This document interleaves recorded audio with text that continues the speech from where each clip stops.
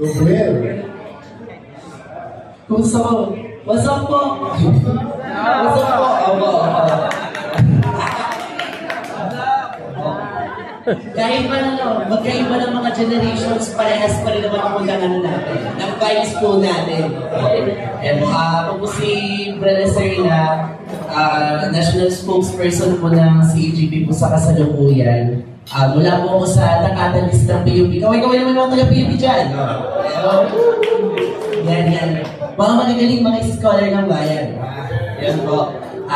Para naman po sa aming pong mga kabataan na nagmamana ng enersyon at yung tradisyon ng CAGP, no?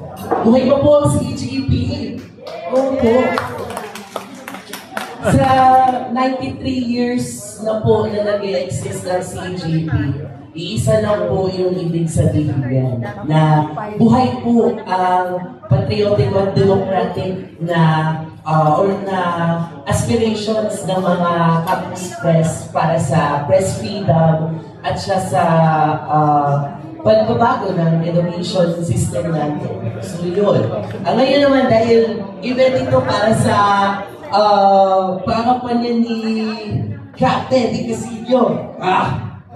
Alam niyo po ba sa alin ng mga kabataan sa dami ng mga universities, kayo po ang isa sa top 12 sa mga mock polls ng iba't ibang mga universities na pinangunahan ng mga student publications po natin. Kaya malinaw po sa mga kabataan na ang mga makabayang senators po natin, dapat na ipanalo yan dahil binibitbit dito ang interes ng mga estudyante, kahit na ng mga pahayag pag-campus. Kaya muli po, nagpapasalamat po kaming guild sa kasalukuyan. Marami po tayo magiging chikahan mamaya.